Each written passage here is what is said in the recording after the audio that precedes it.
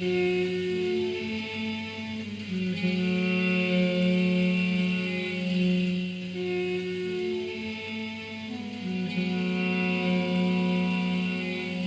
many years, they've developed through evolutionary thinking their concept of God.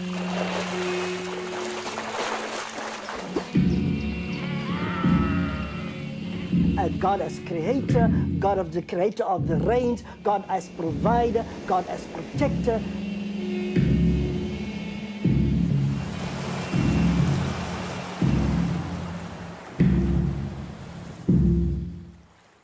The Dutch tried to prove by that document this land belonged to white colonists under the rule of the Dutch East India Company, the VOC. They bought it in today's terms for less than 100 rand.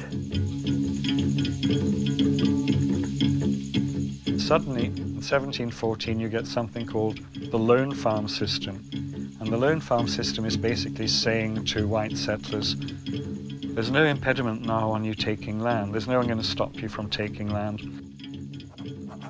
All the treaties that have been signed during the colonial eras were actually null and void.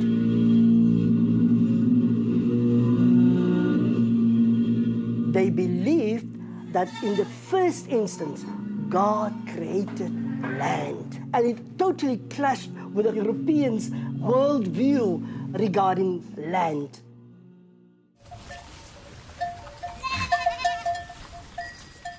The Dutch had an insatiable appetite for meat, and they basically attacked Khoi groups and stole their cattle and massacred the Khoi. They lost not only their land, but also the independence.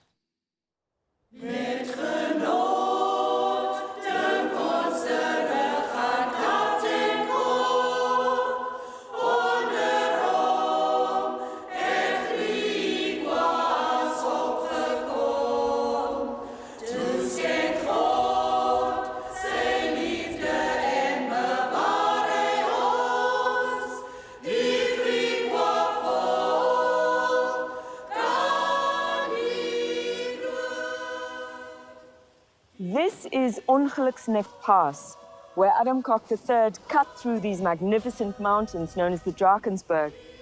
It was a migration of epic proportions, relegated to a footnote by South African historians.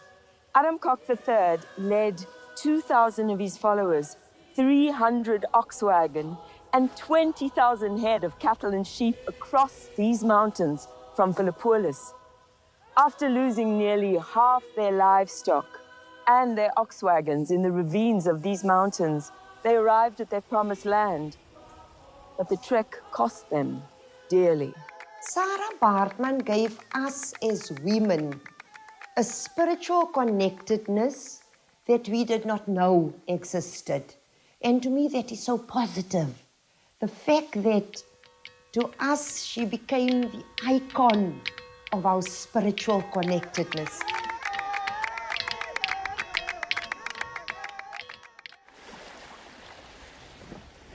All along the shore, you have these interesting patterns, sort of rocks arranged in semicircles or half circles, if you like. Now, these were built many, many years ago by the early Khoi of this area, and they're called fish traps. So the buildings here are extremely old. The one to my right, in fact, was built in 1679 and is known as the Kleine Post. Reg, meneer? Dis korrek, ja. Die Kleine Post was die plek waar hulle nou die vee en goede bymekaar gebring het, wat hulle nou kom optel, wat hulle op die skepe in Kaapstad sit. Maar nou, interessant genoeg, hierdie gebou was ook die vakansiehuis van Simon Adrian van der Stel en sy broer. As more and more frontier farmers moved in here, grazing land became increasingly scarce. Adam Kok and his followers, under pressure to find pasture, headed north over the Olifantsrivier into what is today known as the Knersvlakte, or the Little Namakwa land.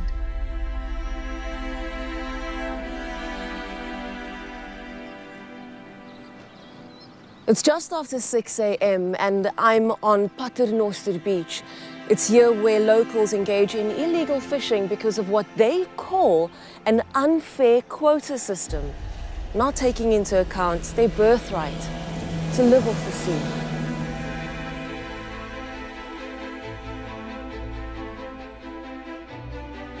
Our own heroes, the full stories of Kritoa, of Achimau, of Domen Namoa, of Gonomoa are not found.